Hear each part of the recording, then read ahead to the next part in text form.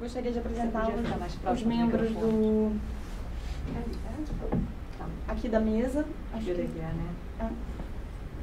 ao meu lado é o curador da mostra, é o George Siever. Em seguida, o Ramon Zucker. Nicolas Wackberg. It's okay. It's okay. Gustavo Pizzi e Thomas Aslan. Eu vou pedir que cada um se apresente e conte um pouco da sua história com o cinema.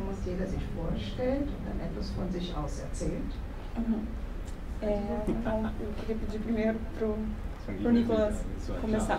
It's gone my way. Ja, ich heiße Nicolas Wackberg. Ich bin hier eingeladen mit dem Film Halbschatten, Meia Sombra. Eu fui convidado com o filme Halbschatten, que é Meia Sombra. Genau, und der Film wird in einer Retrospektive hier gezeigt. E o filme vai ser mostrado aqui numa retrospectiva Der sogenannten Berliner Schule. Da Escola de Berlim. Und ich war in São Paulo mit dem Film, fahre danach nach Brasilia.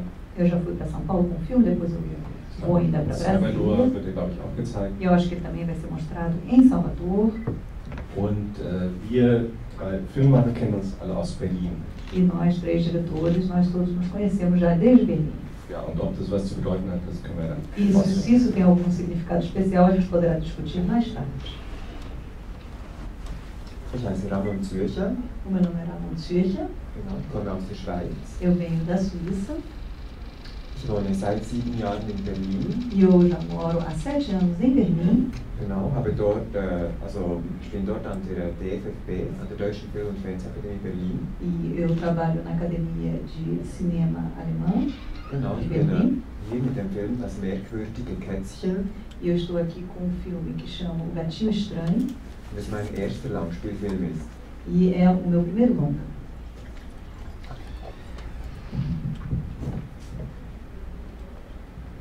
Ja, mein Name ist Georg Seeslen. Eu me chamo Georg bin Seeslen.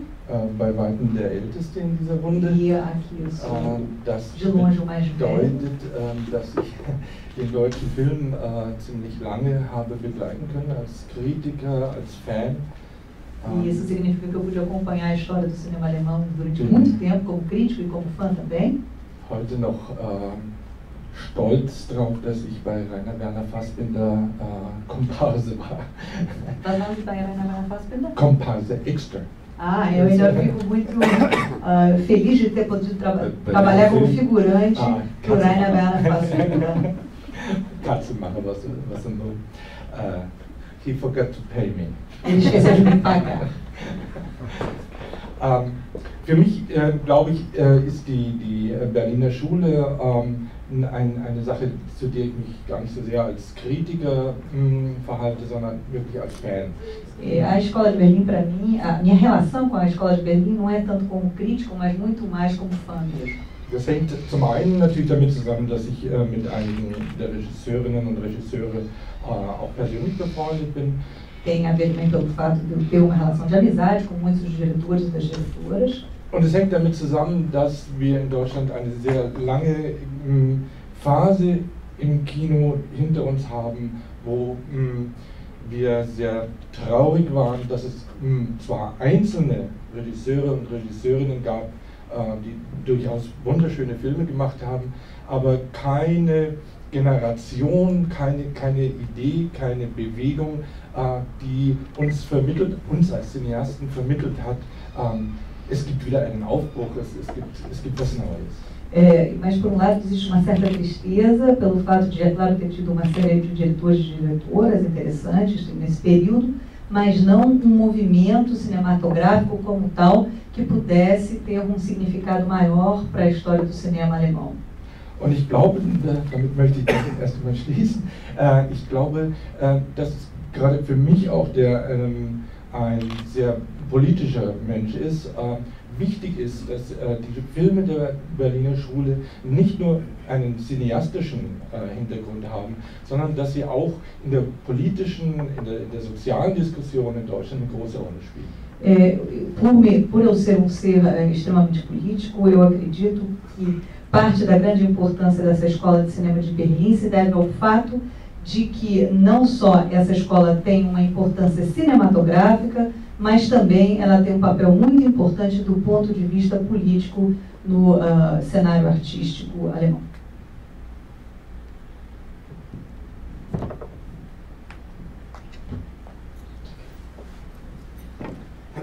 Meu nome é Gustavo Pizzi, eu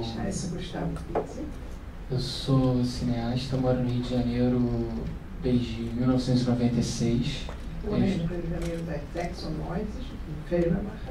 Eu estudei cinema aqui no estado do Rio também. Aqui na UF.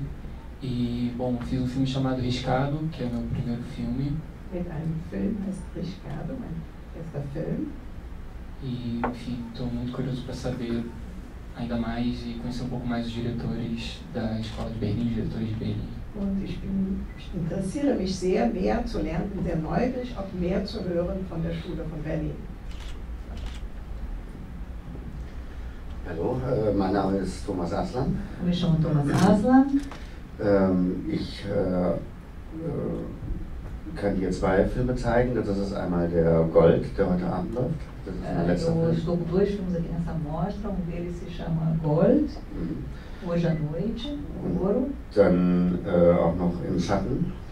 E a outro que é Na Sombra, que é o Im Schatten. Das war der Film, den ich davor gewählt habe, 2010. Foi um filme que eu fiz em 2010. Ja, also Gold ist mein 8. Langfilm jetzt gewesen. Então esse filme Gold foi o meu 8º longa. Bin ja auch schon ein bisschen älter als Nicolas und Eu sou um pouco mais velho que o Nicolas e que o Ramon. Und habe von 86 bis 92 an der DFFB in Berlin studiert. E estudei de 86 a 92 na Escola de Cinema. Etwa zur selben Zeit wie der Christian Petzold und die Angela Schanelek auch. Und uns drei hat man dann... Und wer noch? Angela? Angela Schanelek. Angela Schanelek também. Ja, uns dreien hat man dann als Ersten dieses Label verpasst. Ja, und so war fürs Erste und Dritte, darüber können wir ja gleich noch ein bisschen genauer sprechen. Então talvez a gente vai ter mais tempo para debater depois.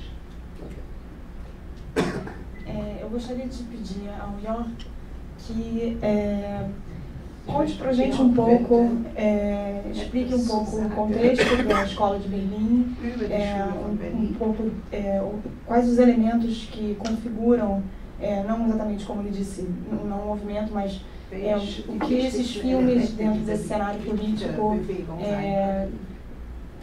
dialogam entre si,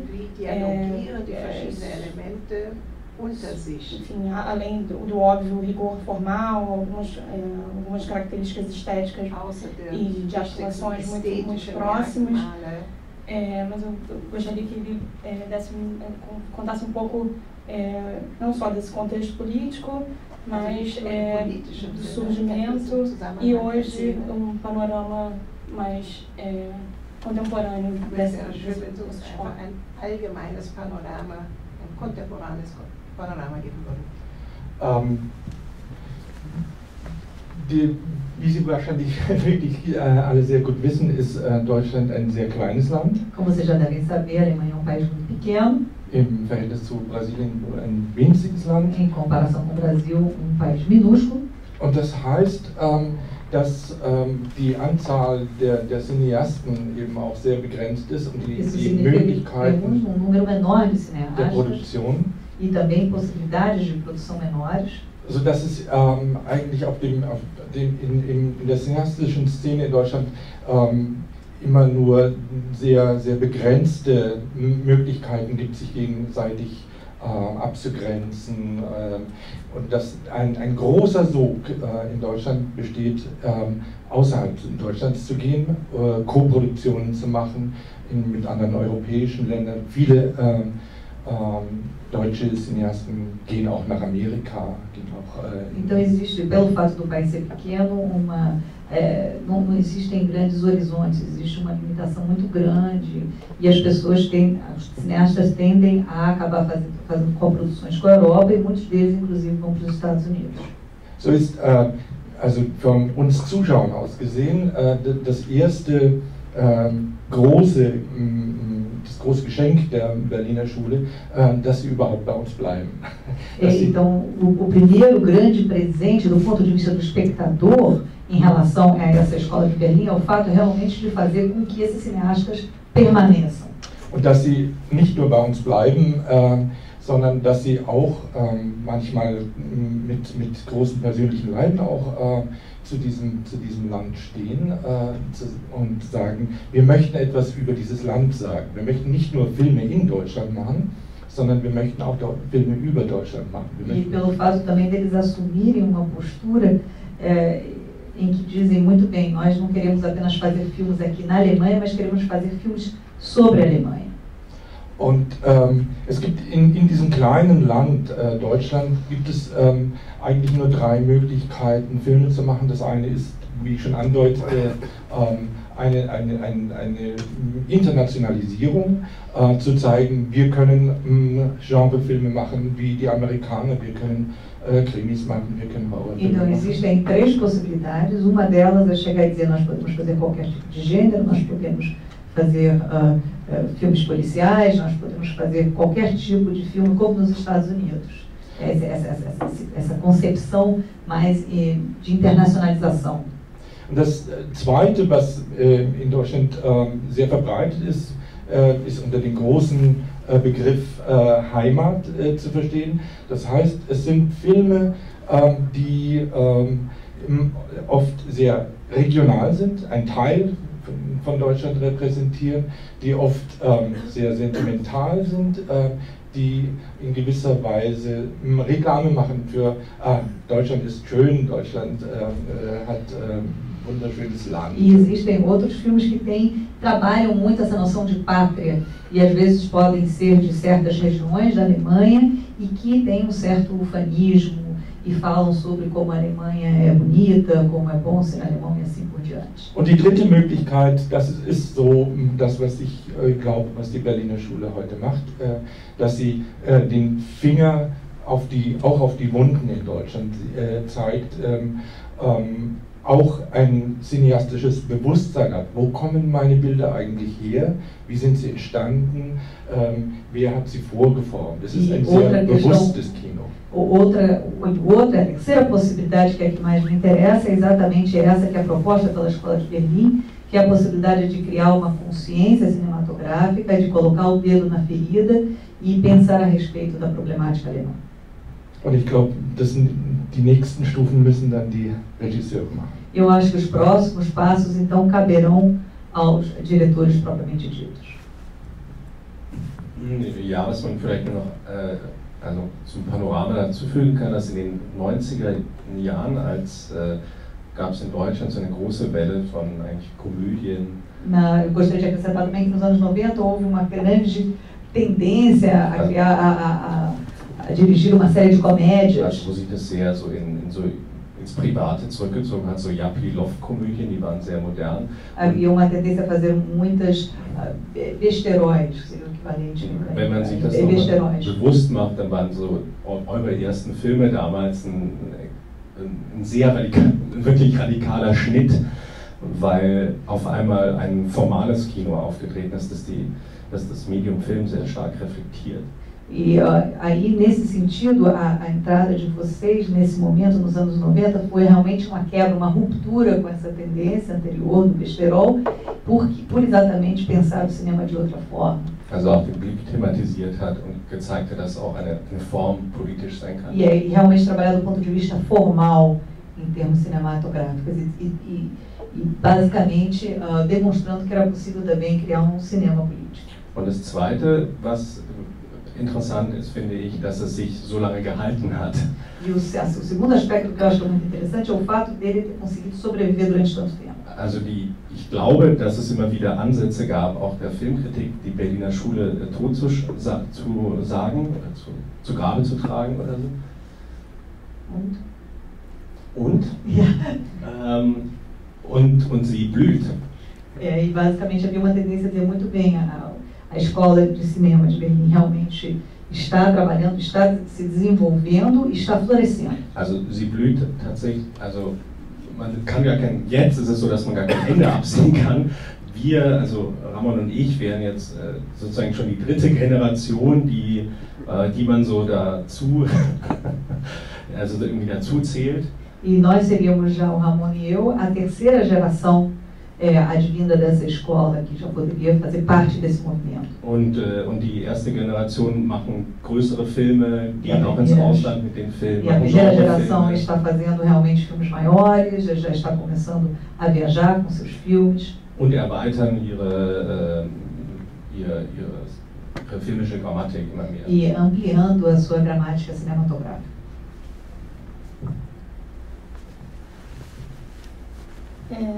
Eu queria saber, acho que os três diretores presentes podem falar um pouco sobre o esquema de produzir esses filmes, já que me parecem filmes com orçamentos menores, mais independentes. A Alemanha é conhecida por oferecer vários tipos de incentivos, de tax incentives nas suas regiões, enfim. Com esses roteiros vocês conseguem obter essas ajudas governamentais, vocês têm que fazer o filme de uma forma mais independente, mais alternativa. In welcher Form Sie also diese Filme zustande bringen? Müssen Sie alternativ vorgehen? Müssen Sie unabhängiger vorgehen? Wie haben Sie das geschafft? Also bei mir war es dann so, dass ich den Film im Rahmen des Studiums realisiert habe. Basicamente, um trabalho feito com estúdios.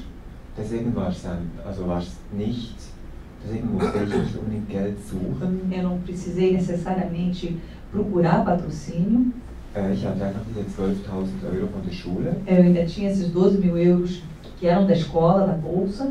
Das war für mich nicht ein großes Problem, weil ich mich hauptsächlich auf die Montage und die Mise en scène, also weil ich diese filmischen Elemente ausprobieren wollte und ich für meine Interessen gar nicht unbedingt ein großes Budget gebraucht habe. Para os meus interesses eu não precisava de um grande orçamento, eu estava muito mais interessado em fazer a montagem do filme e trabalhar com os atores, fazer a mise en scène, então isso para mim acabou não sendo uma questão. Inwiefern ich dann dieses, also für mich ist es so wie ein alternatives, persönliches und auch ein kompromissloses Kino, das mich interessiert. Para mim, o tipo de cinema que eu faço é um tipo de cinema mais pessoal, sem um certo compromisso. Inwiefern ich diese Kompromisslosigkeit dann außerhalb der Filmausbildung weiterführen kann, diese Erfahrung wird sich mir dann noch stellen und da kann ich jetzt noch nichts dazu sagen, das zeigt sich dann. Como isso vai se desenvolver, essa atitude que eu tenho em relação a essa falta de compromisso, isso só vai poder ser dito com o tempo. Genau, aber es ist so, dass viele Freunde haben zum Beispiel kaufen Kameras, Schnittplätze. Existem muitos amigos que, por exemplo, compram câmeras, ilhas de edição. Und die Tatsache, unabhängig auch zu sein von Fernsehen oder von Finanzierungsanstalten. E o fato de querer permanecer também independente de canais de televisão e de instituições de financiamento. Also ganz im Experimentierfeld des Filmmachens zu sein und keinen Erwartungen genügen zu müssen. Permanecendo muito dentro desse ambiente da experimentação cinematográfica sem criar grandes expectativas. Also das zu schaffen, denke ich, ist es eine Zeit, also eben ich geschildert habe, dass das alles möglich sein wird. Und da sehe ich glücklich in die Zukunft. Eu acho que isso, ter esse tipo de atitude me abre todo um leque de possibilidades. Só o tempo vai dizer o que vai acontecer. Okay, dann vielleicht noch, weil das auch die Frage war, wie man in der Regel produziert wird in Deutschland. Ja, das ist natürlich eine Option, die Ramon gerade beschrieben hat. Ja. Existem várias possibilidades de produção, como acabou de ser descrito.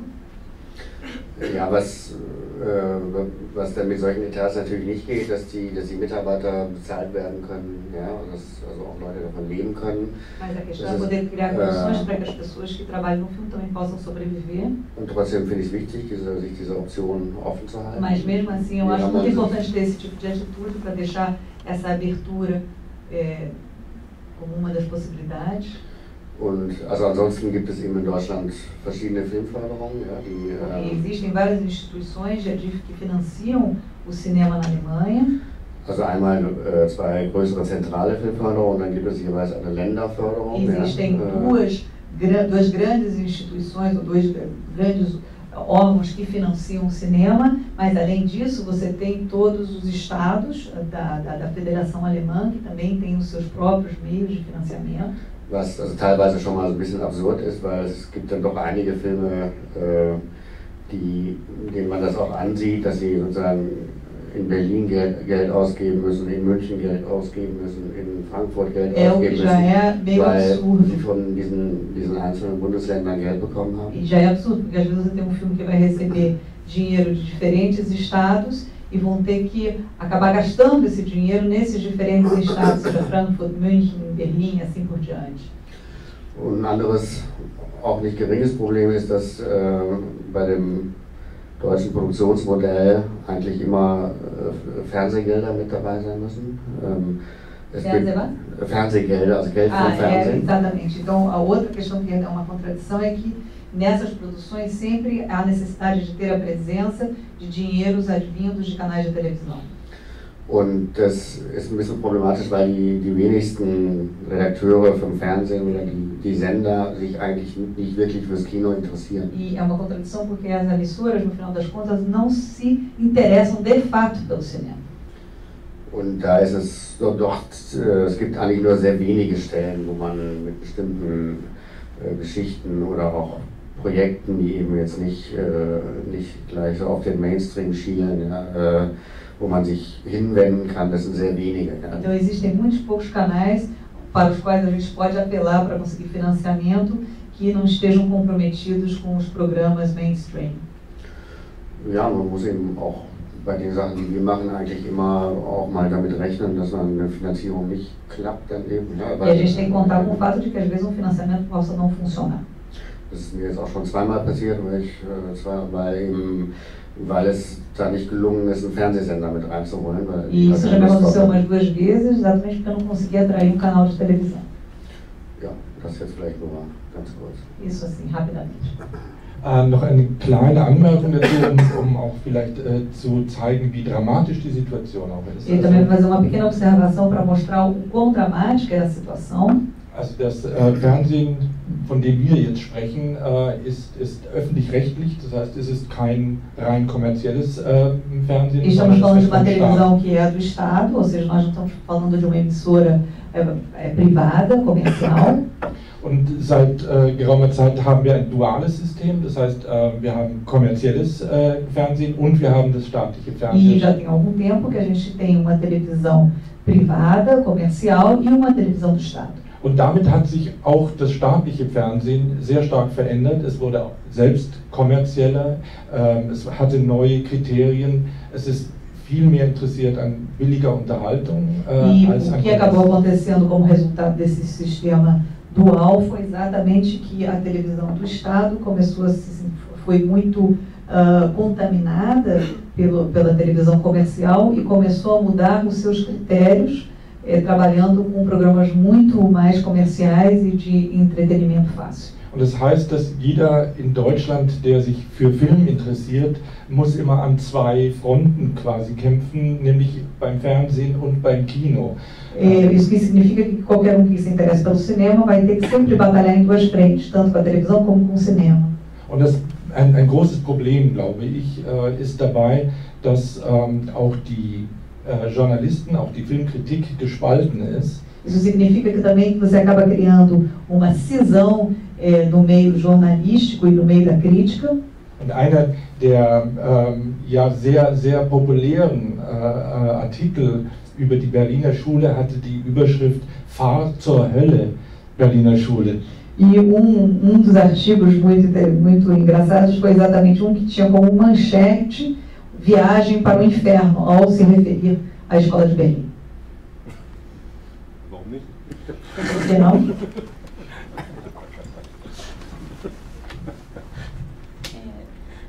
Na verdade, por tudo que eu já tinha lido e pelo que eu estou ouvindo aqui, eu acho que a situação no Brasil é bastante semelhante. Also mir scheint nach allem, was ich vorher schon gelesen habe und was ich jetzt hier höre, dass unsere Lage hier in Brasilien sehr ähnlich aussieht. A gente tem hoje um cinema comercial muito forte, com bilheterias gigantescas. Wir haben auf einer Seite ein kommerzielles Kino, was sehr stark ist und sehr viel Geld verdient. Que recebe suporte governamental, às vezes apoios diretos do dinheiro público. Und mit starker Unterstützung von öffentlicher Hand, zum Teil direkte finanzielle Unterstützung aus öffentlichen Geldern. Enquanto o cinema mais independente, o cinema mais artístico, tem que ser feito de forma completamente, às vezes, como é o caso do Gustavo, eu vou deixar ele falar um pouco sobre isso, quase uma guerrilha. Und das künstlichere Kino, also diese freiere Filmemacherei, muss kämpfen, so ganz ähnlich, wie Sie es gesagt haben, und schauen, wie sie zurechtkommen.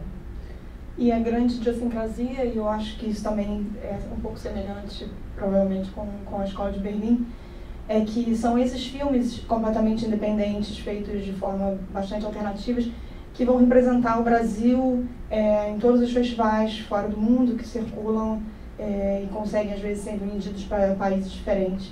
E que aqui mal conseguem um espaço de exibição. Und darin liegt dieser Widerspruch eigentlich genau wie bei Ihnen. Das sind genau diese unabhängigeren Filme, die auch künstlich wertvoller sind.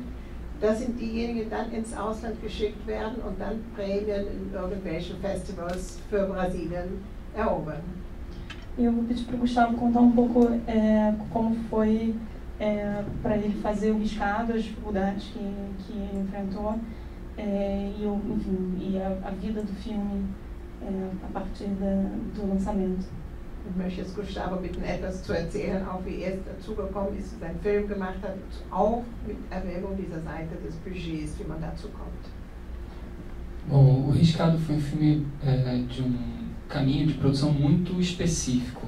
Wir haben einen ganz spezifischen Produktionsweg eingehen müssen. A princípio ele seria curta-metragem, a gente tinha um roteiro de 12 páginas e a gente foi rodar... Ein kurzer Film, ein 2-Seiten-Modell. E a gente foi rodar isso em 4 dias. Und das wollten wir in 4 Tage drehen. Já no segundo dia de filmagem, no final do primeiro dia de filmagem, já sabia que não seria um curta. Und am Ende des ersten Tages beim Filmen, noch vor dem zweiten Tag, wusste ich schon, das wird kein Kurzfilm werden. Então a gente rodou esses 4 dias. Dann haben wir diese 4 Tage gefilmt. E depois de 6 meses procurando um pouco mais de recurso para rodar o que a gente escreveu a mais. 6 Meses. Dann haben wir 6 Monate lang versucht, wieder an mehr Gelder zu kommen, um das zu ermöglichen, was wir dazu geschrieben hatten. Então a gente rodou mais 8 dias de filmagem. A gente teve mais 8 dias de filmagem. Então, foi normalmente aqui, enfim, a gente tem possibilidade de financiamento no Brasil, mas esse filme não teve nenhum financiamento governamental. Gibt es im Prinzip Finanzquellen, aber wir haben überhaupt keine Unterstützung von der finanziellen Seite. A gente teve apoio, depois dessa primeira parte da filmagem, a gente teve apoio, teve uma coprodução com um canal de TV, que Nach entrou... diesem ersten Teil, um weiter zu filmen, haben wir dann eine Koproduktion mit einem Fernsehsender. Sim, mas mesmo assim era um filme ainda muito barato para os padrões de mercado no Brasil. Aber trotz dieses Abkommens war es immer noch ein sehr billiger Film im Vergleich mit den anderen. E um filme rodado pela cidade toda, com muitas locações, algumas sequências com muitos figurantes, era uma estrutura grande de produção. In verschiedenen Regionen der Stadt gefilmt, überall, zum Teil Szenen mit sehr vielen Figuranten, mit sehr vielen Mitmachern. Es war also gar nicht so einfach. Eu hoje estou, preparando meu segundo longa-metragem e é um filme maior, é um filme rodado em diversas cidades e um filme mais caro que o primeiro. Ein größerer, längerer Film, der auch in verschiedenen Städten gefilmt werden wird und auch größer und länger ist als der erste. Então eu passei por uma experiência parecida com a dele, do Gatinho Esquisito, no Riscado, por problemas de conseguir levantar essa produção com muito pouco dinheiro, e agora die Produktion zu ermöglichen mit sehr wenigen Finanzmitteln. E agora a minha questão é levantar uma estrutura maior, bem mais cara, numa cidade, num país que as coisas estão custando muito caro, fazer um filme está muito mais caro do que antes. Finanzmittel zu erhalten für eine größere Struktur, denn wir wollen auch außerhalb dieses Landes filmen, in einem anderen Land, das für uns sehr teuer ist. E como ele falou, a gente precisa pagar as pessoas envolvidas enfim, as pessoas vivem disso. Então, e a gente precisa financiar isso.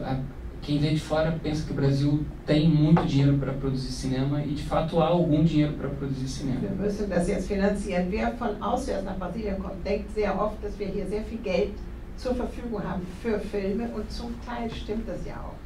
Só que esse dinheiro, como a Tatiana falou, vai para essas grandes produções, essas grandes comédias que circulam só dentro do Brasil. Aber wie Tatiana erwähnte, fließen diese Gelder eigentlich immer in Richtung dieser großen Produktionen, meistens Komödien, die nur innerhalb von Brasilien dann bleiben. E algum dinheiro vai para esse cinema independente. Aber es kommt etwas Geld schon zu diesen unabhängigen Filmen. Mas é muita gente fazendo cinema aqui. A concorrência é muito grande entre os filmes. Concorrência é sehr hart, weil wir sehr viele Filmemacher haben. Então a gente tem gente no Rio de Janeiro muita gente boa fazendo cinema no Rio de Janeiro, em Recife, em Recife, em Belo Horizonte, em São Paulo, Rio Grande do Sul. Belo Horizonte, São Paulo, Rio Grande do Sul. Então isso, por um lado, é muito bom. Mas sob o aspecto do financiamento desses filmes, a gente disputa entre a gente esses mesmos dinheiros. Im Punkt der Finanzierung heißt es natürlich, man kämpft gegen sehr viele an.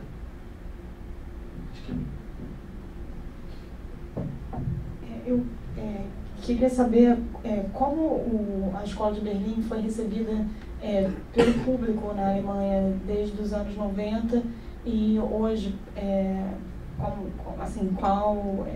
porque o cinema brasileiro, a partir dos anos 90... Ich möchte gerne wissen, wie die Berliner Schule in Deutschland ankommt, wie sie empfangen wurde, schon seit den 90er Jahren, aber auch noch bis heute. Que o cinema brasileiro, até os anos 90, durante um longo período, tinha sido meio negado pela população, pelo público. Das Publikum hat nämlich in Brasilien seit den 90er Jahren die brasilianischen Filme sehr kühl empfangen, eigentlich sich dagegen gewehrt. Mas desde 1995, mais ou menos, o público voltou a frequentar os filmes brasileiros. Aber in etwa seit 1995 hat das Publikum doch angefangen, in brasilianische Filme zu gehen. Mas, no entanto, os espaços de exibição reservam ainda 90% das suas salas para os filmes americanos. E die Vorführräume reservieren bis zu 95%. 9,9% para as comédias brasileiras. 95% eigentlich für die ausländischen Filme und dann keine 9% oder was immer übrig bleibt für die brasilianischen. E 0,1% provavelmente para o cinema autoral. Und davon 0,1% für Autorenfilme, für freie Filme. Mas ainda assim, claramente existe o interesse do público por esses filmes, que a gente pode ver pela disputa de ingressos quando esses filmes estão sendo exibidos nos festivais. Aber wenn diese Filme in den Festivals gezeigt werden, dann sieht man, dass das Publikum doch ein Interesse aufbringt, denn die Eintrittsplätze werden erkämpft. E, enfim, acho que seria interessante entender como hoje na Alemanha o público está se relacionando com o cinema alemão. Darum hätten wir gerne jetzt etwas mehr gehört, wie das deutsche Publikum ihre Filme aufnimmt. Ich glaube, das ist wirklich auch sehr, sehr ähnlich. Eu acho que é muito semelhante. Das ist, fürchte ich, allerdings eine Konstante der modernen Filmgeschichte. Me parece que essa é uma constante da história do cinema moderno. Es hat nie jemanden gegeben, glaube ich, der so das brasilianische Kino geliebt hat, wie die Generation der 68er in Deutschland. Eu acho que ninguém gostou tanto, era tão fã do cinema brasileiro como a geração de 68 na Alemanha. Und die Filme von Rainer Werner Fassbinder sind in Indien bekannter als in Deutschland. E os filmes do Fassbinder são mais conhecidos na Índia do que na Alemanha. Und ein wenig gilt das wohl auch für die Berliner Schule. E isso vale pouco também para a Escola de Berlim. Dass ein bisschen so wie der Prophet, der im eigenen Land nichts gilt, aber im Ausland sehr angesehen ist, und das hilft, glaube ich. Jeder Festivalerfolg hilft, da gibt es eine gewisse Schizophrenie. Plötzlich, wenn ein Arslan einen Preis bekommt, sagt die deutsche Filmkultur, ja, das ist unser Film auf einmal. Existe uma espécie de esquizofrenia, porque sempre o que é reconhecido fora acaba tendo mais reconhecimento dentro do país. Então, por exemplo, como quando Tomás Arlan ganha, por exemplo, prêmio em algum lugar, aí imediatamente existe uma reação dentro do país, não, mas ele é nosso, ele é alemão. Aber es gibt, glaube ich, zunehmend in Deutschland auch ein Publikum für ein etwas unbequemeres Kino, das davon ausgeht, dass wir das Kino brauchen. Existe agora uma tendência realmente a gostar mais ou a dar mais valor a cinema menos confortável, percebendo que é preciso ter esse cinema para poder ter uma análise da realidade.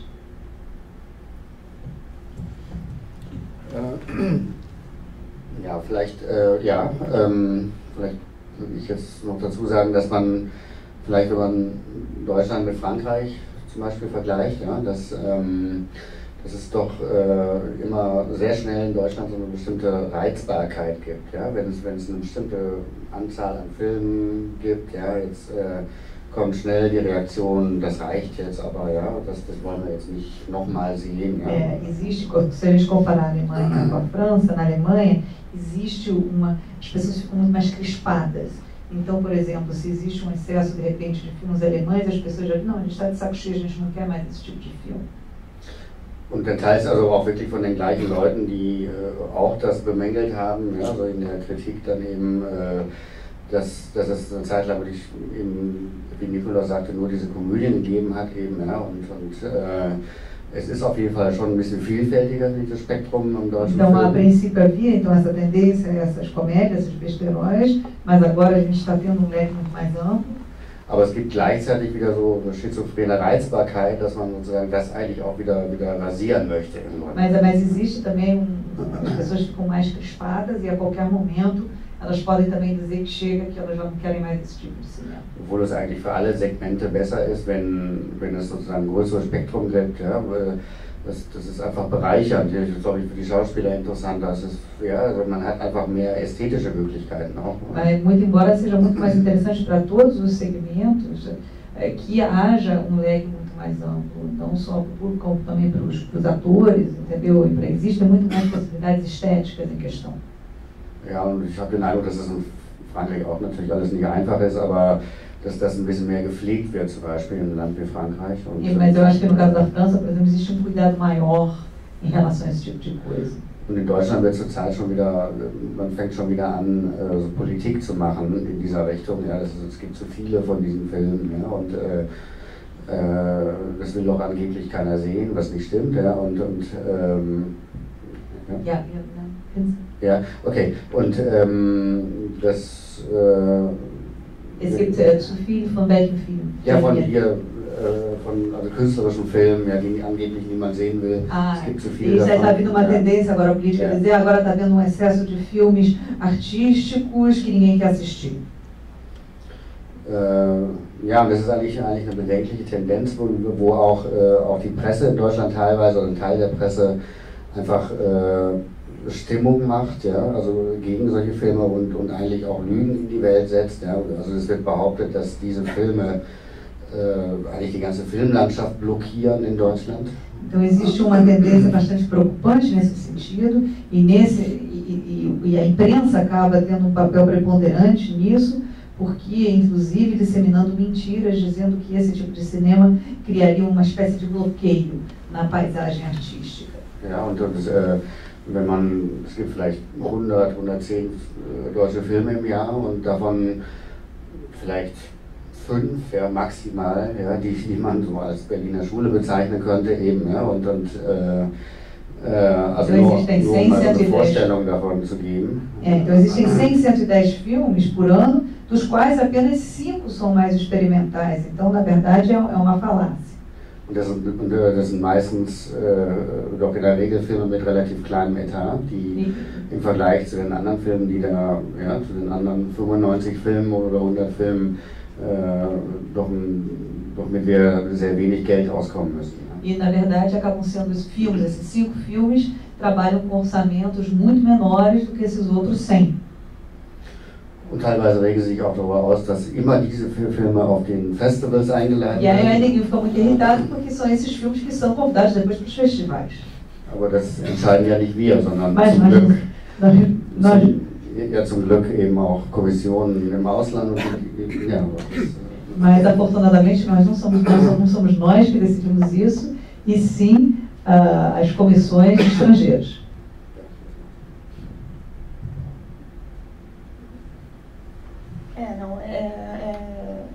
É exatamente como funciona aqui. Eu acho que so ganz ähnlich das auch hier aus.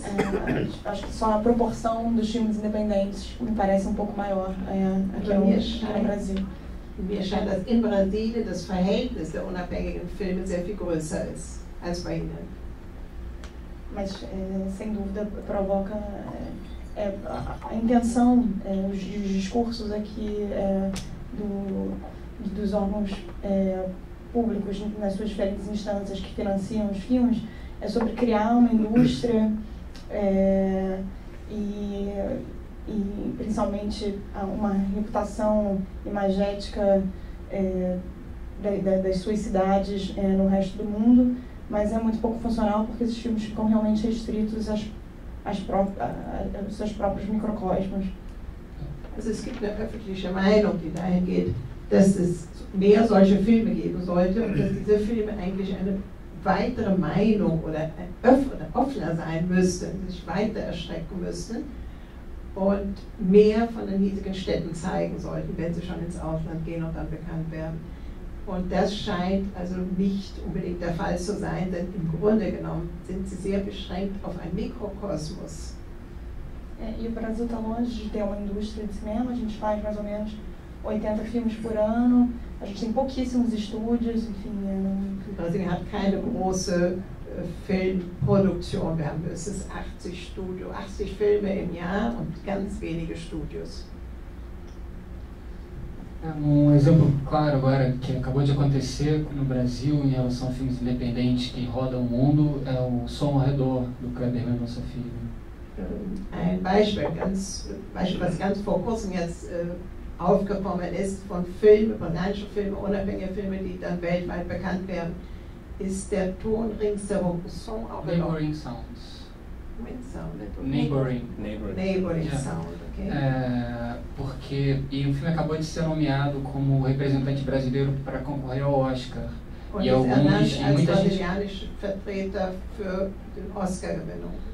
E muita gente aqui falou, mas por que não tal comédia ou tal filme que fez 1 milhão de espectadores no cinema e pela primeira vez falaram, não, a gente precisa botar um filme de muita qualidade artística que vai ter alguma chance. Und dann kam ein ganz starker Widerhall, warum der unbekannte Film und nicht einer, der hier als Millionen sich gezeigt hat, wo sehr viele Zuschauer hingegangen sind. Und dann ist zum ersten Mal jetzt doch diese neue Meinung aufgekommen, nein, lassen wir uns einen künstlerisch wertvolleren Film schicken und das ist notwendig.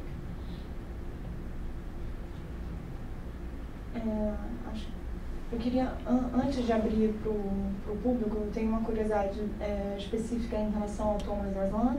Bevor wir jetzt das Wort frei öffnen für das Publikum, frei aus dem Publikum, möchte ich an Thomas eine Frage richten, eine spezifische Frage, weil ich sehr neugierig über etwas bin. Que fez todos os 7 filmes anteriores na Alemanha. 7 vorherigen Filme in Deutschland. E finalmente foi fazer o seu último filme no Canadá.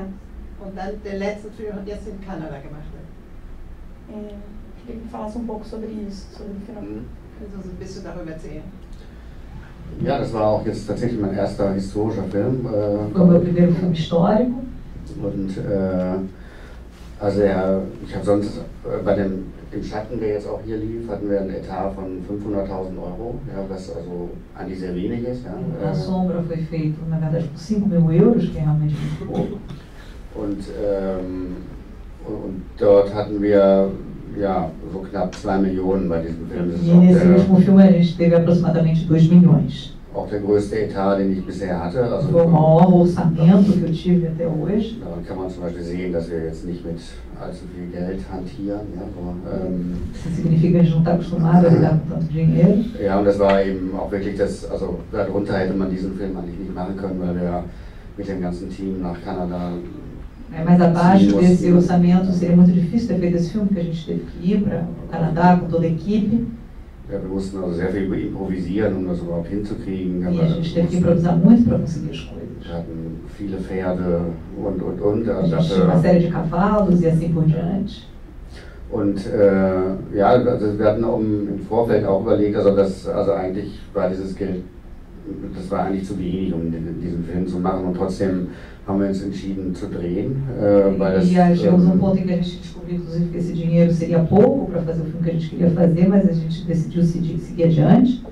Eine andere Möglichkeit wäre natürlich gewesen, das machen auch einige Filme dann so, ja, die werden dann 5, 6, 7 Jahre verschoben, um was dazu zu kriegen. E existe em muitos casos a opção de ficar 5, 6, 7 anos adiando a filmagem para tentar conseguir mais dinheiro. Und da ist meistens das Problem, dass wenn ein Drehbuch 6, 7 Jahre rumliegt, dass einfach die Idee tot ist. Ja, e aí o que pode acabar acontecendo é que se um roteiro ficar esperando 5, 6, 7 anos, a ideia pode acabar morrendo. Weil man einfach selber schon wieder völlig woanders ist. Simplesmente porque a gente pode estar interessado em outras coisas. Ja, also das ist ungefähr so die Größenordnung. Ja, und die beiden Filme, die ich davor gemacht habe, da hatte ich ungefähr 500.000 zur Verfügung. E nos outros dois anteriores eu tinha aproximadamente 500.000 à disposição. Das sind so die Größenordnung, also da, ja, das... Eu queria que você falasse da sua motivação do tema desse último filme, porque, enfim, eu acho bastante diferente dos filmes anteriores. Dieser Film ist ja auch vom Film her, vom Thema her, sehr anders als die ganzen vorherigen. Können Sie uns etwas mehr darüber sagen?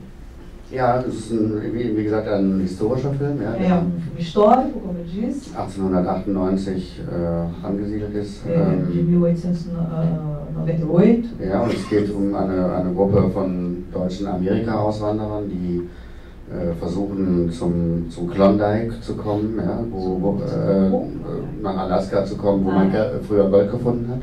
E basicamente fala de dos alemães que migraram para o Alasca para tentar descobrir ouro. Es gab damals eben diesen großen Goldrausch. Ja, havia nessa época esse Eldorado, né? Und der war eben auch für viele Immigranten natürlich, da haben viele Hoffnungen investiert, jetzt endlich ihr Leben ändern zu können. E muitos imigrantes então colocaram muitas esperanças na possibilidade de conseguir finalmente mudar as suas vidas. Ja, das hört sich vielleicht jetzt auch erstmal so sehr weit weg an, ja, und trotzdem. A priori parece bastante distante. Trotzdem war das im Grunde so der Zugang zu dem Thema für mich. Ja, das ist Mas foi a forma de acesso ao tema que eu consegui descobrir. Dass es sich um deutsche Auswanderer gehandelt hat und eben deswegen auch eigentlich ein Teil von deutscher Geschichte ist. Eben, ja. Pelo fato de se tratar pouco da história alemã, por ter essa imigração alemã. Ja, also Deutschland nimmt man sich ja heutzutage als Nation wahr, die von Einwanderung betroffen ist. Normalmente, a Alemanha se vê como país que recebe imigrantes. vor etwas mehr als 100 Jahren sind, also selber oder 150 Jahren sind 6 Millionen Deutsche nach Südamerika, nach Nordamerika. E há 150 anos atrás foram os alemães, aproximadamente 6 milhões de alemães, que foram tanto para a América do Norte como para a América do Sul. Ja, das war zumindest so, ja, der Zugang zu dem Thema für mich. E esse foi o canal de acesso a esse tema que eu encontrei. Aber es war natürlich jetzt auch für mich was Neues. Also, isso para mim também foi uma coisa nova, uma noção nova. So ein Projekt anzugehen. Lidar com esse tipo de projeto. Der nächste Film wird ohne Pferde stattfinden. E o próximo filme será sem cavalos. Ok, das war's. Foi. O filme vai passar agora às 7h45 em Botafogo. Eu ainda não assisti, mas foi super bem recebido pela crítica. Ich habe selber noch nicht gesehen. Recomendo que todo mundo vai descobrir. Aber ich möchte es euch alle empfehlen, hinzusehen und entdecken, wie die Arbeit mit den Pferden vor sich gegangen ist. Então agora eu acho que, enfim, vou deixar vocês perguntarem diretamente. Wollen wir jetzt das Mikrofon freigeben für Fragen aus dem Publikum? Pouco sobre o cinema da Escola de Berlim. Falls es Fragen gibt zur Berliner Schule oder spezifische Fragen.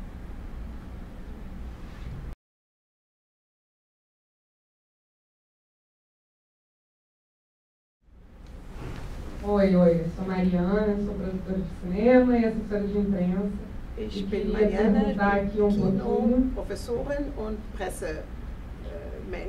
Isso, eu queria perguntar pouquinho sobre a distribuição, né, particularmente desses filmes, né, da escola de cinema. Eine Frage über die Verteilung, der Vertrieb dieser Filme. Como é que acontece? Né? Wie geht das in Deutschland vor sich? Wie bringen Sie diese Filme jetzt zum Publikum? Que aqui no Brasil a gente tem essa dificuldade também dos nossos filmes mais artísticos irem, né, para o cinema. Como é que é isso? Da haben wir eine große Schwierigkeit in Brasilien. Die künstlerischen Filme kommen irgendwie nicht richtig in die Kinos.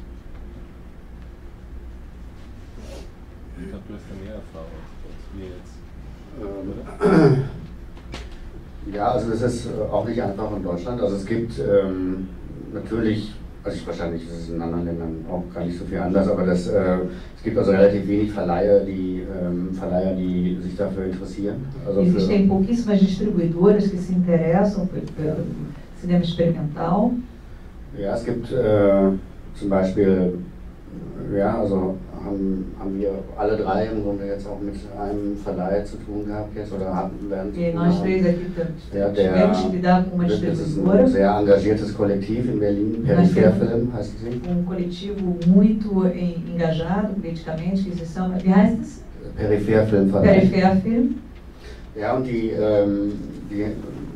seit Jahren sich also wirklich große Mühe geben, auch die haben ein eigenes Kino in Berlin. E eles têm realmente seu próprio cinema em Berlim e que já se esforçam há muitos anos. Und sich also wirklich sehr große Mühe geben, so einen anderen Film, künstlerischen Film zu verbreiten in Deutschland. Para tentar disseminar exatamente a cultura do cinema mais experimental, autoral. Und sie haben das auch schon eigentlich angefangen, als das sonst kaum jemand gemacht hat. E eles já faziam isso quando ninguém fazia isso. Aber das ist wirklich eine Ausnahme. Ja, mas realmente é a exceção. Es gibt nicht viele Verleiher, die sich darauf einlassen. Não existem muitas distribuidoras que possam se dedicar a isso. Also das ist in Deutschland auch ein Problem. Na Alemanha isso também é problema. Ja, und das Zweite ist natürlich auch, dass selbst wenn man einen Verleih hat até mesmo quando você tem uma distribuidora und eine kleine Anzahl an Kopien hat nur, quando você tem pequeno número de cópias do filme, es ist sehr schwer, dann wahrgenommen zu werden. É muito difícil ter uma credibilidade. Also jede Woche starten 2 Dutzend Filme oder wie auch immer, 20 Filme. Ja, und cada semana você tem 2 filmes que são lançados. Und ein Verleih, der natürlich jetzt keine starken Werbemittel hat, der hat es natürlich schwer, auf den Film aufmerksam zu machen. Und trotzdem, e é uma distribuidora que tem que lutar contra esses grandes lançamentos e que não tem verbas para poder atrair a atenção para o filme autoral. Und trotzdem ist es gut, dass es diese Verleihe natürlich gibt, weil claro que continua sendo bom ter esse tipo de distribuidora. Weil es auch ein Publikum gibt, was sich für diese Filme interessiert. Porque também tem nicho de público para esse tipo de cinema. Aber schwierig ist es auch. Mas continua sendo difícil. Mas essa distribuidora, ela recebe algum dinheiro público? Ela tem algum braço público ou ela é completamente privada? Hat diese Verleihfirma auch öffentliche Gelder? Kriegt sie irgendeine Unterstützung aus öffentlicher Hand oder ist es rein privat? Ja, es ist also erstmal rein privat, aber a priori é privado. Aber Verleiher haben auch die Möglichkeit durch also gerade Verleiher, die also sich für ein kulturelles Programm entscheiden, ja, mit einem kulturellen Schwerpunkt, die haben die Möglichkeit, Preise zu kriegen. Ja. Mas essas distribuidoras que se dedicam principalmente a cinema mais cultural, mais artístico, têm a possibilidade de ganhar prêmios.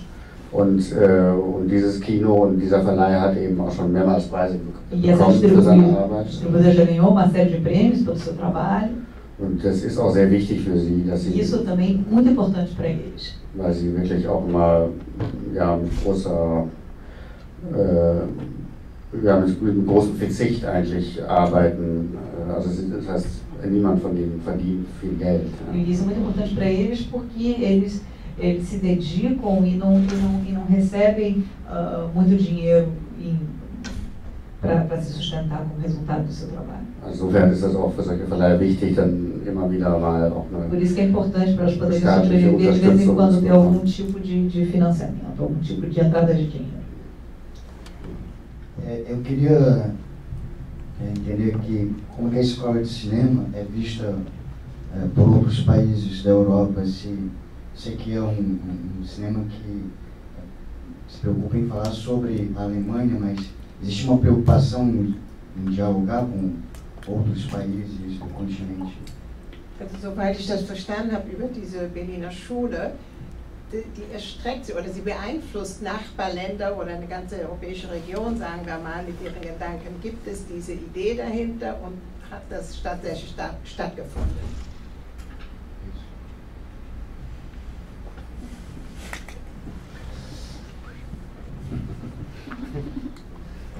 Also es gibt die Berliner Schule selber ist, glaube ich, sehr stark von dem internationalen Kino beeinflusst. A Escola de Cinema de Berlim, ela tem uma influência muito forte do cinema internacional.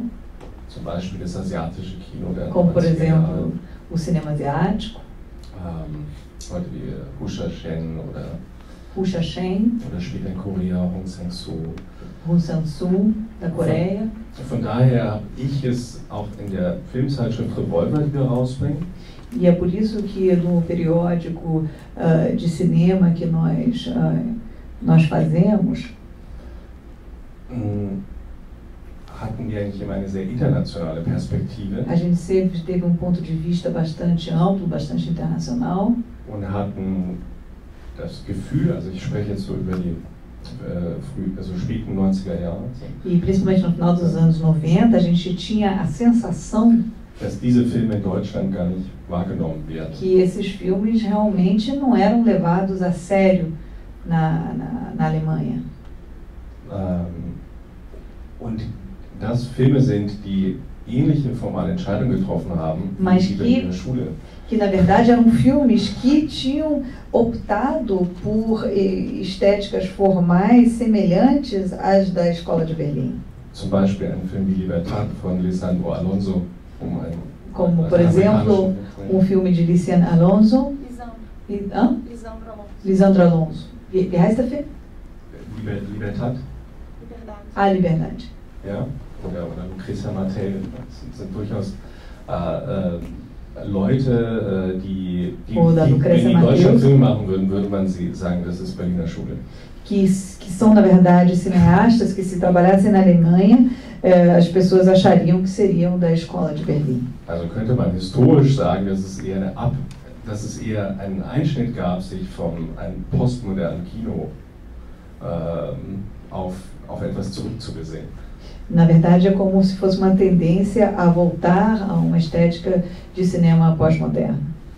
Gleichzeitig gibt es Leute wie Kelly Reichardt, die sich explizit auf die Berliner Schule bezieht. Existem outras pessoas como Kelly Reichardt que realmente faz uma referência clara à Escola de Berlim. Und es gibt auch Mittlerweile werden diese Filme auch gezeigt im Ausland. E esses filmes acabam passando também no exterior. Museum of Modern Art zeigt zum No Beispiel Museum of Modern Art, por exemplo, Museu de Arte Moderna. Kelly Reichardt unterrichtet auch als também, Lehrerin. Também é professora. Zeigt dort auch deutsche Filme. E realmente exibe filmes alemães. Und von daher ist es wahrscheinlich ein fruchtbarer Austausch. Provavelmente aí se dá intercâmbio muito mais enriquecedor. Den ich persönlich in meiner Generation nicht auf die Länder bezogen empfinde. Que eu não relaciono necessariamente aos diferentes países. Obwohl natürlich sendo da minha geração, kulturelle Spezifika und historische. Muito embora existam especificidades culturais próprias. Sondern auf die Filmemacher.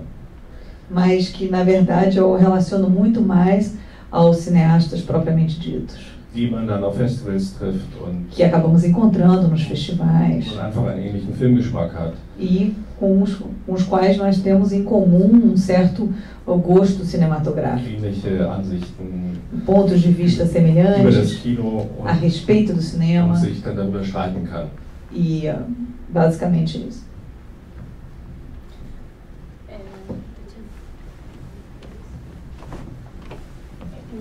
A Escola de Berlim tem uma publicação, mais ou menos como a Nouvelle Vague, a partir da Nouvelle Vague, alguns cineastas criaram a Cahiers du Cinéma.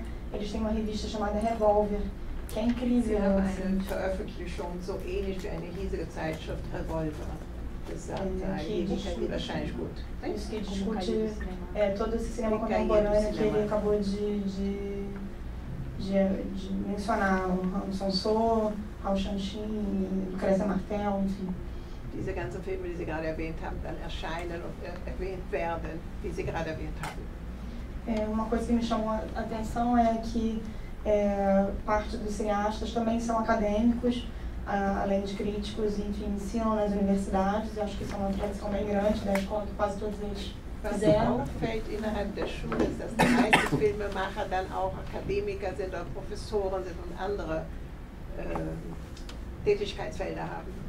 Que é pouco uma parte do cinema independente americano também é assim, no cinema coreano também. So ähnlich wie ein Teil der unabhängigen Filme in Kanada oder in Korea auch, in Nordamerika, Verzeihung, und in Korea ja auch. Ja, das liegt stark auch an der wirtschaftlichen, privatökonomischen Situation. Mas isso tem muito mais a ver com uma situação econômica. Zum Beispiel Matthew Porterfield, ein junger Filmemacher aus Amerika. Matthew Porterfield, que é jovem cineasta americano. Wie hieß der letzte Film? I Used to Be Darker. I Used to Be Darker é último filme que ele fez. Und er lebt in Baltimore und unterrichtet, weil er sonst gar nicht leben könnte. Ele vive em Baltimore e ele vive de dar aulas porque do contrário ele não teria como se sustentar. Von der Arbeit an seinem Film. Simplesmente do trabalho no seu filme. Thomas ist Professor. O Thomas é professor. Ja, aber es hat natürlich die gleichen Gründe. Ja, so wie, também tem o mesmo motivo. Ja, ich habe da auch lange Zeit ohne dieses zweite Standteil gearbeitet und hätte es natürlich auch weitergetan, aber es hilft natürlich sehr, wenn man mal, also es gab wirklich eine Zeit lang, wo ich im Grunde ein halbes Jahr nach dem Film fertig war, schon wieder vollkommen pleite war. Porque isso também eu faço dos mesmos motivos, porque, por exemplo, 6 meses depois de terminar um filme, eu já estava totalmente duro de novo. E aí eu precisava ficar emprestando dinheiro dos amigos constantemente. E assim por diante. Hilft mir das auch so ein bisschen mehr, also finanziell so ein bisschen unabhängiger zu sein. E isso me permite também ter uma independência financeira. Insofern bin ich da ganz froh darüber. Und abgesehen davon ist es interessant mit den Studenten zu arbeiten. Além de ser muito interessante poder trabalhar com os alunos. Das ist auch dasselbe für die Kritik in Deutschland. Es gibt sozusagen keine wirklich unabhängige Filmkritik. A mesma coisa vale para a crítica na Alemanha, não existe uma crítica independente como tal.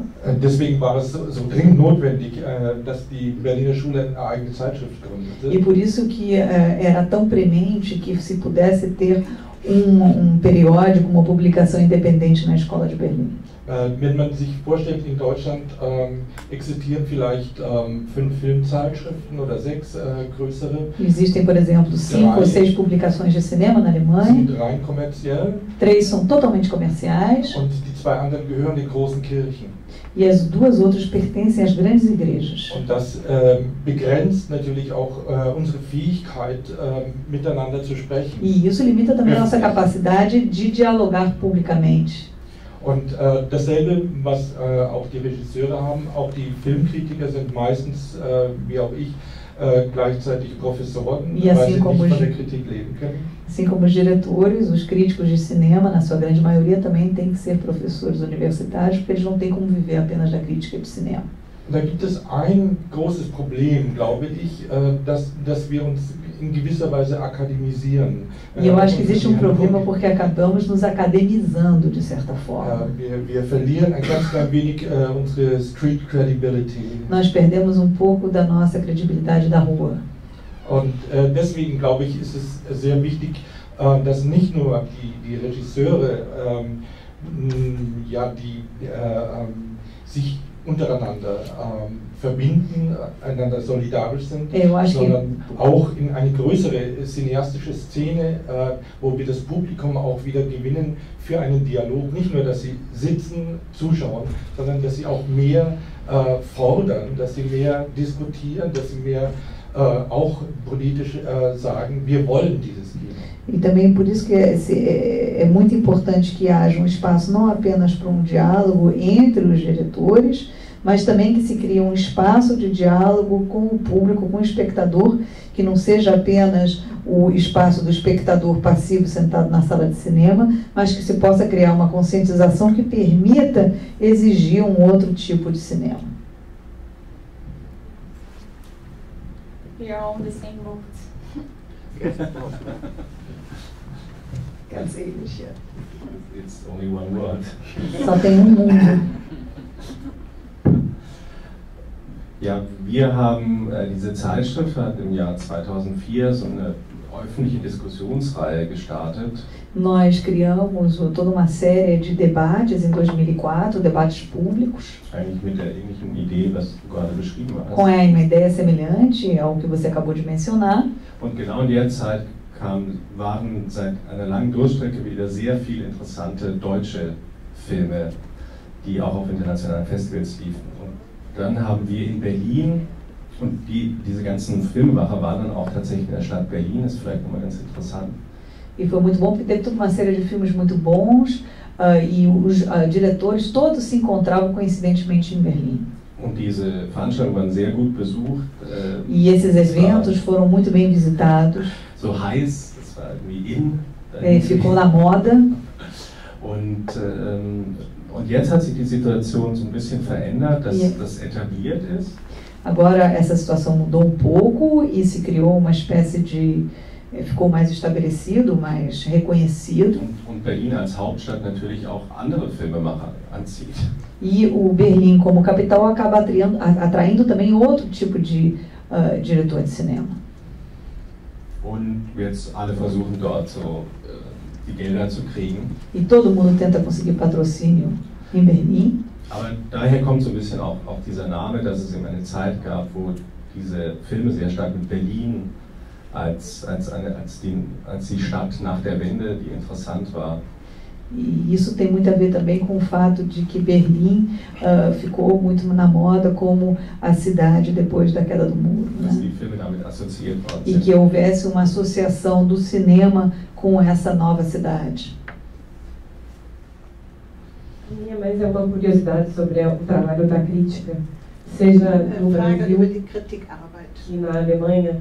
Eu tenho a sensação que o trabalho da crítica é importante porque é aquele que faz apanhado geral e consegue colocar a perspectiva do cinema produzido numa época, num contexto histórico. Mir scheint, dass die Arbeit von der Kritik sehr wichtig ist, weil sie ein allgemeines Bild, ein umfassendes Bild machen über die ganze Geschichte und Werdegang von den Kinos im historischen Zusammenhang.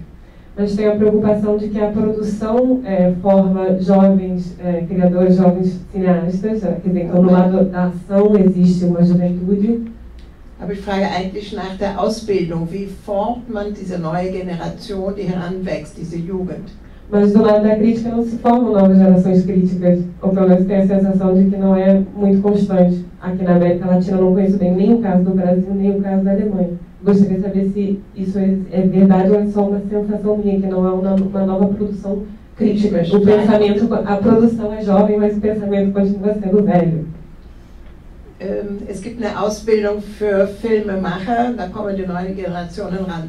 Aber die Frage geht jetzt zur Kritik. Es gibt ja keine Ausbildung für Kritiker, das heißt also neue Filme kommen auf, aber die Gedanken der Kritik oder die Perspektive bleibt eigentlich eine alte. Ich möchte gerne wissen, wie das ist, denn hier in Rio in Brasilien ist es so, es gibt keine neue Welle oder neue Jugend in dem Milieu der Kritik. Das ist eine sehr interessante Frage, weil diese Bewegung gab es bei uns ganz langfristig schon. E essa é uma questão muito interessante porque esse movimento já existe há muito tempo na Alemanha. Also wenn ich mit Studenten spreche über das Kino, ist immer der erste Satz quasi, es gibt zwei Künste im Kino. Das eine ist das Filme machen, das andere ist das Filme sehen. Filme sehen ist auch eine Kunst. E quando eu discuto com os estudantes, existe sempre esse ponto de vista de que existem duas formas de cinema. Uma é aquela de fazer o cinema e aquele de assistir ao cinema, ou seja, assistir o cinema também é uma arte. Und diese Kunst des Filmsehens war für ich würde fast sagen, für zwei Generationen, nicht nur in Deutschland, aber in Deutschland sehr, sehr ausgeprägt, nahezu verloren.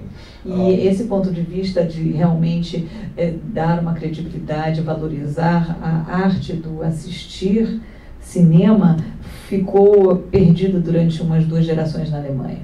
Ich glaube, alle, die wir hier sitzen, kennen diese Situation, Studenten gegenüber zu sitzen, einer Generation von Studenten, die nicht gewusst haben, wer Eisenstein ist, die Godard für einen B-Picture-Macher aus Amerika gehalten haben. Ein Picture-Macher?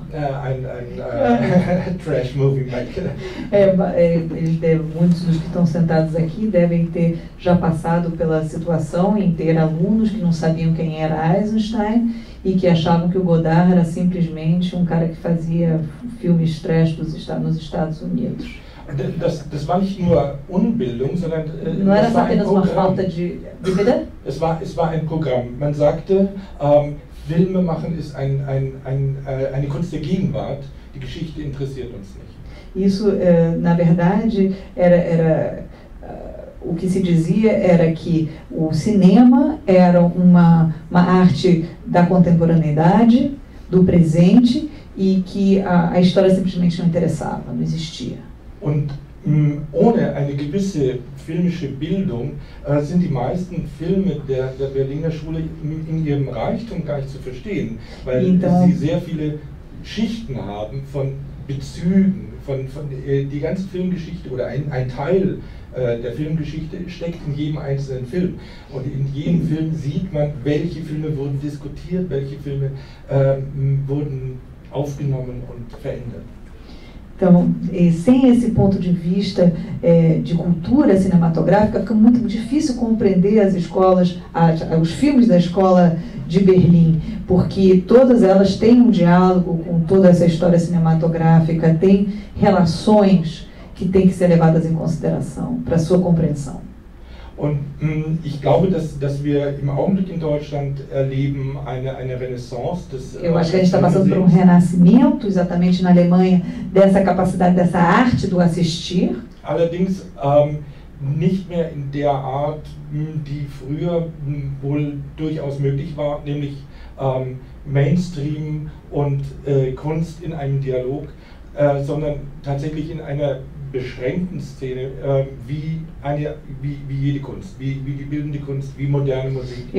Mas não mais como era anteriormente, onde você tinha o cinema mainstream e o cinema experimental e você podia criar um diálogo, mas sim assistindo o cinema como se fosse qualquer outro tipo de arte. Also so traurig das dann möglicherweise sein kann, werden wir uns damit abfinden müssen, dass der künstlerische Film ein Minderheitenprogramm sein wird, aber vielleicht ein Minderheitenprogramm, was sehr engagiert ist. Então, provavelmente a gente vai se deparar com a situação em que o cinema de arte vai acabar sendo um programa para as minorias, mas um programa, na verdade, para as minorias extremamente engajado. Also vielleicht eine große Idee der Filmgeschichte, nämlich dass Film immer Industrie plus Kunst ist. Então, esse conceito de que é muito importante dentro da história do cinema, de que o cinema é indústria mais arte.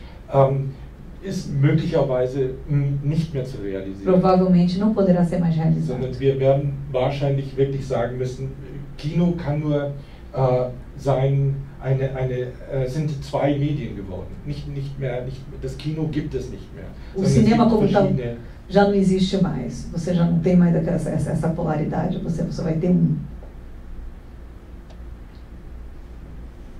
Was sagt ihr dazu? O que vocês acham disso? Das ist erstmal eine gute Beobachtung. Ich finde, das stimmt. Dazu was Intelligentes sagen kann. Also es gibt tatsächlich den Traum immer auch bei Redakteur vom Fernsehen, das große Kino. Então existe esse sonho também do grande cinema. Und das große Kino ist genau das, was du gerade beschrieben hast. E esse grande cinema que você acabou de descrever, de certa forma. Und es gibt immer wieder so Filme wie Der Eissturm oder Brokeback Mountain, wo Ang Lee als ein Existem vários filmes como Eissturm, por exemplo, ou Brokeback Mountain, ou qualquer um que você Aber vor kurzem haben wir hier American Gigolo gesehen und Paul Schrader hat genau das erzählt, dass e nós acabamos de ver exatamente Gigolo americano e se disse exatamente isso, que esse tipo de cinema também em Hollywood eigentlich nicht mehr existiert. Já não existe mais. Weil es die Filmemacher dieses Budget einfach für das Geschichtenerzählen. Porque os cineastas utilizam esse orçamento para contar uma história. Gar nicht mehr zusammenbekommen, sondern mas não conseguem esse orçamento total. Der Markt sich aufspaltet zwischen den sehr teuren Action-Spektakeln, die 100 Millionen aufwärts. E aí, por lado, você tem aqueles grandes orçamentos, aquelas superproduções de filmes de ação, que são de zilhões de milhões. Actionfilm völlig veraltet, weil es sind Animationsfilme. Na verdade, já é até uma concepção antiga, porque na verdade são filmes de animação. Digitalen, weil sie fast nur in so Bluescreen oder Greenscreen-Räumen stattfinden und sowas. Also 80% von dem, was wir sehen, obwohl es mit Schauspielern ist, im Computer gemacht ist. E em que 80% do trabalho é feito realmente com computação gráfica ou através de efeitos especiais, muito embora o filme seja com atores. Und mittlerweile es Realität geworden ist, dass Computerspiele einen wesentlich größeren Umsatz machen. E o que acabou se descobrindo é que os jogos de computador acabam ganhando muito mais dinheiro do que um filme. Also dagegen ist ein Kinofilm wirtschaftlich fast uninteressant. Do ponto de vista comercial, se você comparar um filme de cinema com um game de computador, é quase que irrisório. Und auf der anderen Seite ist also selbst in der Höhle des Löwen, also in Hollywood, dann nur diese Mikrofilme gibt, also mit einem ganz kleinen Budget. E aí, mesmo dentro da boca do leão, quer dizer, mesmo em Hollywood você tem aqueles orçamentos menores. Die Konsumenten dieser Filme fragen, ob sie die nicht vorab bezahlen können, die Kinokarte, über solche Systeme wie Kickstarter. Existem sistemas como Kickstarter para esses orçamentos não menores em que você consegue, em que você pede para os espectadores pagarem a entrada antecipadamente.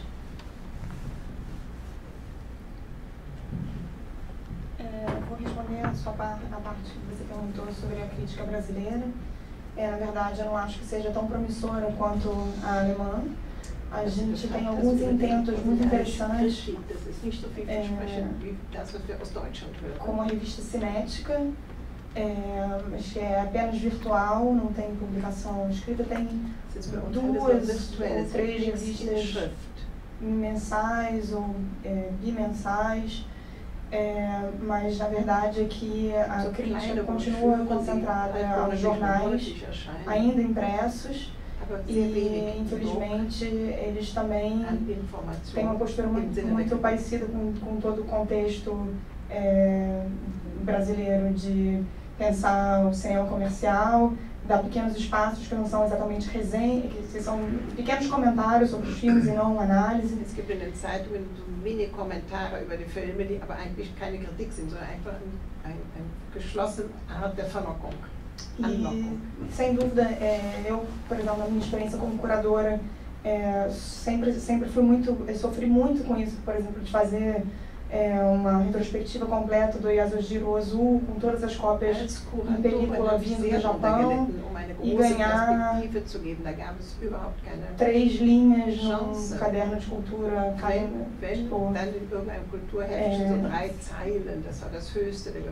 Então, na verdade, eu acho que seguramente justamente a imprensa e a não crítica, porque não existem espaços para os críticos, assim como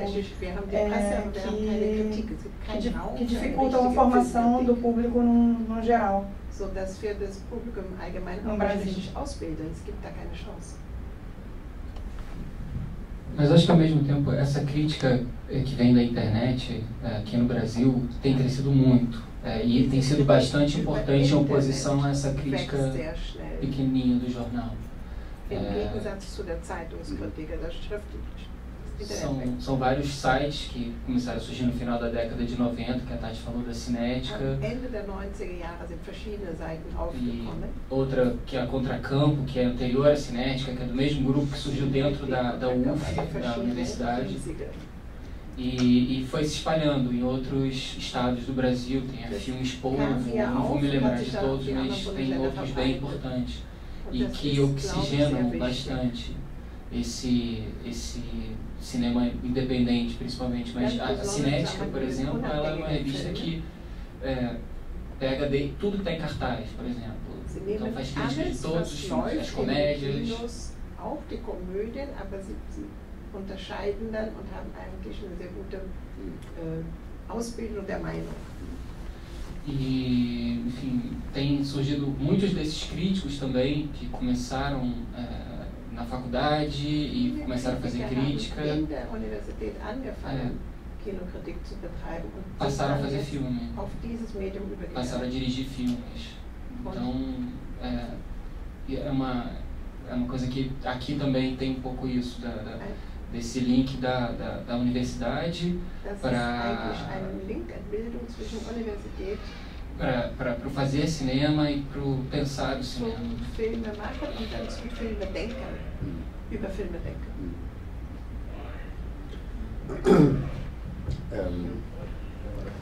Ich glaube, dass das, was Gustavo sagt, dann doch wiederum wieder Ähnlichkeiten in Deutschland hat. Vielleicht, ich kenne jetzt nicht den genauen Umfang, ja, aber eu acho que o que o Gustavo acabou de dizer tem muito a ver com o que acontece na Alemanha. Also man kann auch in Deutschland feststellen, dass zum Beispiel in dem Feuilleton, ja, die Filmkritik eigentlich kaum noch lesbar ist. Ja? Also das, então, se vê que no feuilleton, né, na novela, você não tem mais como ter uma leitura crítica. Eigentlich immer mehr so ein Service oder Meinungsjournalismus ist eben. É mais serviço, jornalismo de opinião. Und kein Nachdenken oder Denken über Film mehr stattfindet. E já não existe mais realmente pensamento, pensar a respeito do cinema como tal. Das hängt natürlich damit auch zusammen, dass diese Schreiber immer schlechter bezahlt werden. Tem a ver também que esses autores estão sendo cada vez mais mal pagos. Insofern ist es in Deutschland auch ähnlich, dass auf der Ebene sehr viel mehr im Netz passiert. Ja? Also muito mais coisa acontece realmente na internet. Ja, und also auch eure Zeitschrift Revolver hat ja auch einen Blog, wo sehr viel geschrieben wird. Inclusive, also, o periódico de vocês também tem blog. Und das Revolver-Heft und vielleicht die Zeitschrift Cargo, jetzt sind da teilweise Überschneidungen. E o caderno, o Revolver wie heißt das die andere Zeitschrift? Cargo, esse periódico. Die kommt auch einmal im Monat uma publicação que também sai uma vez por mês, mais ou menos? Ja, alle 3 Monate. Cada 2 meses. das sind wirklich die absoluten Ausnahmen. São realmente as exceções. Ja, also das Problem gibt es in Deutschland. Esse problema existe na Alemanha também. Die Kritiker, die für Cargo schreiben, os críticos que escrevem para o Cargo, schreiben auch für die Tageszeitung, escrevem também para os jornais normais, Geld zu verdienen, para ganhar dinheiro. Sie dürfen aber nicht so gut wie sie können schreiben für die Mas eles não podem escrever tão bem quanto eles sabem escrever para os jornais. E é por isso que eles fundaram a sua própria publicação. Wo sie sagen, ich schreibe so gut wie ich kann. E aí eles podem dizer, eu vou escrever o melhor possível, vou dar tudo de mim über einen Film, a respeito de um filme. Ohne dass gesagt wird, das wird jetzt zu kompliziert. Sem que te digam que está muito abstrato, está muito complicado e assim por diante. Das Problem bei der gedruckten Presse o problema com a imprensa escrita ist, dass sie völlig von dem Verleih bestimmt ist. É que isso acaba sendo muito ditado pelo editorial. Sprich von der Tatsache, welche Filme kommen überhaupt ins Kino. Porque na verdade, no final das contas, também tem a ver com as distribuidoras. Qual é o filme que vai chegar até os cinemas em primeiro lugar? Also das sind 80% amerikanische Filme. 80% de filmes americanos. 10% deutsche kommerzielle Filme. 10% de filmes alemães comerciais. Dann gibt es vielleicht auch noch 10% künstlerische deutsche Filme. E aí temos mais 10% de filmes de arte alemães. Aber es gibt keine asiatischen Filme. Mas não tem filme asiático. Keine iranischen Filme. Nem filme iraniano. Keine russischen Filme. Nem filme russo. Keine brasilianischen nem Filme. Filme brasileiro. Keine argentinischen Filme. Nem filme argentino. Und so weiter und e so assim weiter. por diante. Nur ganz selten, wenn den Hauptpreis in Cannes gewonnen hat. Se ele tiver ganhado o primeiro prêmio de Cannes, ins Kino findet. Aí sim ele vai conseguir chegar até um cinema. Und dadurch fehlt eine Kinokultur. E aí falta uma cultura cinematográfica. Nur noch eine ganz kleine Anmerkung zum Internet. Agora uma pequena observação em relação à internet. Also auch wir haben eine filmkritische Internetseite. Das Nós Problem ist, também temos uma página de internet. Dass diese Seiten buchstäblich angegriffen werden von Agenturen der großen amerikanischen Firmen. O fato é que essas páginas acabam sendo literalmente atacadas pelas grandes agências dos filmes americanos. Also uns ist es zum Beispiel passiert, dass wenn wir sehr kritisch über Blockbuster schreiben, o que acontece, por exemplo, quando a gente faz uma crítica muito dura a uma superprodução, wir ernten zuerst einen verbalen Shitstorm. Primeiro, a gente é atacado verbalmente. Und dann gibt es Spam-Orgien, die unsere Seite kaputt machen. E aí simplesmente eles mandam orgias de spam que destroem a nossa página. Also man kann sich vorstellen, welche Aggressivität der Markt gegenüber seinen Kritikern reagiert. E nós podemos imaginar o quão agressivo o mercado pode reagir em relação aos seus críticos. Dasselbe gilt für jede kritische Persönlichkeit. E isso vale também para toda e qualquer pessoa que trabalha com crítica, qualquer personalidade. Mit gewissen Verleihern verdorben hat, indem man zu kritisch war. Se você estragar sua relação com alguma distribuidora por ter sido excessivamente crítico, zu den Pressevorstellungen eingeladen. Você já não é mais convidado para as coletivas de imprensa. Es gibt ganz direkte Druck auf die Redaktionen. Existe uma pressão extremamente direta sobre a redação. Diese Person soll hier nicht mehr schreiben. Essa pessoa já não deve mais escrever, porque senão a redação não vai ter mais acesso. Es gibt auf das Radio zum Beispiel, auf das Fernsehen einen unglaublichen Druck. Também existe muita pressão sobre a televisão e sobre a rádio. Daraufhin hat zum Beispiel das deutsche Fernsehen quasi seine Filmkritik eingestellt. É por isso que a televisão alemã quase que colocou a sua crítica cinematográfica no saco. Weil die Produktionsfirmen und die Verleihfirmen, porque as firmas de produção e as distribuidoras das Recht auf die Bilder haben, têm o direito à imagem, aos diálogos, à trilha sonora. Das heißt, man könnte in den elektronischen Medien überhaupt keine kritische Berichterstattung über Filme mehr machen. Es ist absolut unmöglich. Fica totalmente impossível fazer qualquer tipo de crítica através de meios eletrônicos. Dasselbe gilt dann für die Zeitungen. A mesma coisa. Hätten dann keine Bilder mehr. A mesma coisa valeria então para os jornais, porque os jornais já não teriam mais acesso às imagens. Das heißt, das sind die Vorläufer dessen, was wir so Copyright Wars nennen. Das heißt, die Produzenten haben eine so unglaubliche Macht über den Markt, então, kein kritisches Medium mehr durchbrechen. Então, é como se fosse uma... Que quer dizer, a guerra de direitos autorais, a pressão é tão grande que você já não tem mais como quebrar essa barreira do ponto de com crítica. Und das Problem ist, dass eigentlich sollten wir dazu fähig sein, uns dagegen zu wehren. Na verdade, deveríamos ser capazes de nos defender contra esse tipo de coisa. Wenn ihr nicht wollt, dass wir über euren Scheißdreck schreiben, se vocês não quiserem que a gente fale sobre a merda de vocês, então a gente não fala mais. Aber das führt genau zu dem Problem, dass wir dann nur noch über eine sehr beschränkte Anzahl von Filmen berichten. Mas o que acaba levando, consequentemente, a gente só ter acesso mais a falar a respeito de número muito limitado de filmes. Das Schrecklichste an dieser Situation ist, dass wir deswegen nicht mehr die Jugend erreichen. E o pior dessa situação, a coisa mais triste, é que por causa disso a gente já não tem mais acesso, a gente não consegue mais alcançar a juventude. Also die einzige Chance ist dann wieder eine Art von Selbstorganisation, nicht nur über Zeitschriften, über neue Arten von Filmclubs. Ich denke, dass a única solução seria ter uma nova forma de auto-organização, seja sobre publicações ou seja com cineclubes. Dass die Zukunft auch für die kritischen und für die engagierten Filme letztendlich auch darin besteht, eine neue Art von Kino zu haben. O futuro, na verdade, reside no fato de poder ter a capacidade para o cinema engajado de criar uma nova forma de cinema.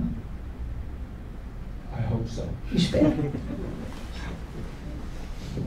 Infelizmente, o nosso tempo acabou. Já a gente dá salva para a próxima sessão. E eu queria muito agradecer a vocês 5 de terem participado aqui do debate, de vocês 4 terem trazido um pouco para a gente da noção, enfim, de tudo que se passa na Alemanha em termos audiovisuais hoje,